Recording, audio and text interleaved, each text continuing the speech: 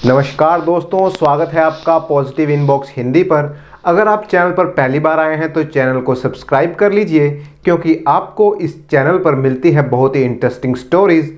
और आज की हमारी कहानी बहुत ही मज़ेदार होने वाली है। तो चलिए बिना किसी देरी के शुरू करते हैं हमारी आज की कहानी।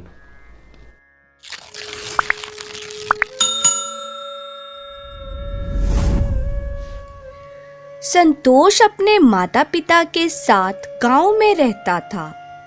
वो अपने ही गांव में कोई काम धंधा करना चाहता था।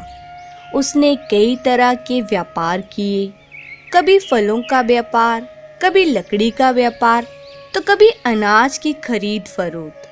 परंतु वो जो भी व्यापार शुरू करता, कुछ ही दिनों में उसे बंद कर देता। इसी तरह से कई साल बीत चुके, लेकिन वो किसी भी व्यापार को ठीक से जमा नहीं पाया।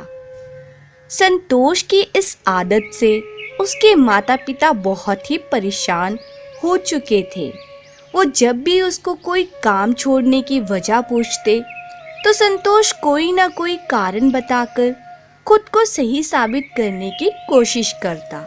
संतोष के इस व्यवहार में सुधार होने की कोई उम्मीद नहीं दिख रही थी। एक दिन संतोष के मामा उसके घर आए। बहुत दिनों बाद मामा से मिलकर पूरा परिवार बहुत खुश था। रात को सबने एक साथ खाना खाया। अगली सुबह संतोष के पिता और उसके मामा खेतों की तरफ सैर के लिए निकल गए। तब संतोष के पिता ने मामा जी को संतोष की धैर्य ना रखने की आदत के बारे में बताया, और ये भी बताया कि कैसे वो एक के बाद एक व्यापार शुरू करके बंद कर देता है। संतोष के मामा पूरी बात समझ गए। वो दोनों कुछ देर टहलने के बाद वापस घर की तरफ चल दिए। घर पहुंचकर संतोष के मामा ने संतोष को अपने पास बुलाया और कहा, संतोष आओ कुछ देर मेरे साथ रहो। बहुत दिन बाद मिले हैं, कुछ गपशप करते हैं। संतोष और उसके मामा आपस में बात करने लगे। तब मामा जी ने कहा, बेटा मैं तुम्हारे लिए तुम्हारा पसंदीदा फल आम लाया हूँ, जो थैले में रखे हैं। तुम एक आम खाओ और उसकी गुठली मुझे लाकर दो। संतोष ने ऐसा ही किया और आम की गुठली मामा जी को थमा दी।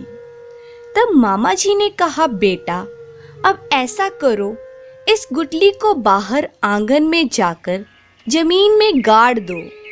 संतोष समझ गया कि मामा जी आंगन में आम का पेड़ लगाना चाहते हैं।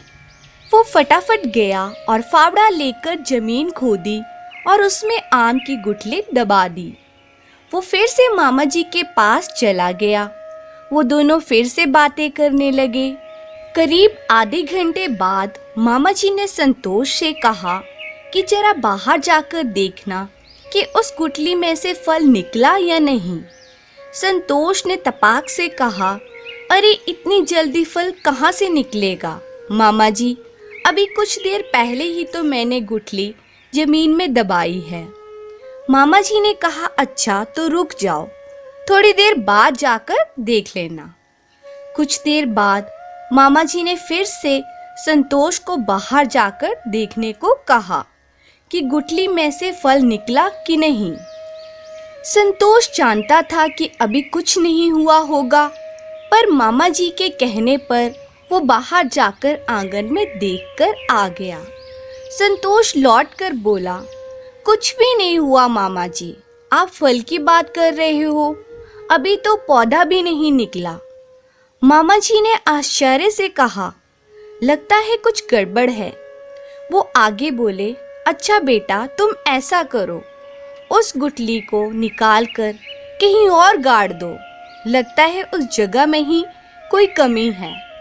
संतोष को मन ही मन बहुत गुस्सा आ रहा था, लेकिन वो कुछ नहीं बोला और उसने गुठली वहां से निकालकर दूसरी जगह गाड़ दी। कुछ देर बाद मामा जी ने फिर से कहा, बेटा जरा जाकर देखो क्या कुछ हुआ। संतोष इस बार भी वही जवाब लेकर लौटा और बोला, मुझे पता था इस बार भी कुछ नहीं हुआ होगा। उसे लगा कि मामा जी उसे बस परेशान कर रहे हैं। तो संतोष ने कहा, मुझे जरूरी काम से बाहर जाना है और मैं जा रहा हूँ। मामा जी ने कहा, नहीं नहीं रुको, इस बार हम गुठली ही बदल कर देखते हैं, लगता है वो गुठली ठीक नहीं है। इस बार संतोष ने अपना धैर्य खो दिया और बोला, मुझे विश्वास नहीं होता मामा जी कि आप जैसे समझदार इंसान को इतनी छोटी सी बात नहीं पता कि बीज लगने के बाद फल निकलने में समय लगता है। आपको बीज को पानी देना पड़ता है, लंबा इंतजार करना पड़ता है, तब कहीं जाकर फल निकलते हैं। मामा जी मुस्कुराए और बोले, बेटा यही तो मैं तुम्हें समझाना चाहता हूँ कि तुम कोई काम शुरू करते हो, कुछ दिन मेहनत करते हो, फिर सोचते हो कि कमाई नहीं हो रही। इसके बाद तुम किसी और जगह कोई नया काम शुरू करते हो, इस बार भी तुम्हें मुनाफा नहीं होता, फिर तुम सोचते हो कि ये धंधा ही बेकार है। मामा जी ने आगे कहा, इस बात को समझ लो कि जैसे आम की गुठली तुरंत फल नहीं दे सकती, वैसे ही कोई भी काम तब तक सफल नहीं होगा जब तक तुम उसे पूरी मेहनत से और पूरा समय देकर नहीं करोगे। लगातार की गई मेहनत और समय दोनों मिलकर काम पूरा करते हैं।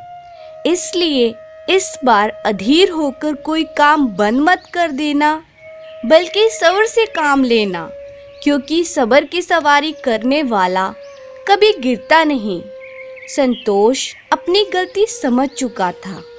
उसने अपनी मेहनत और सब्र के बल पर जल्द ही एक नया व्यवसाय शुरू किया और एक कामयाब व्यापारी बन गया।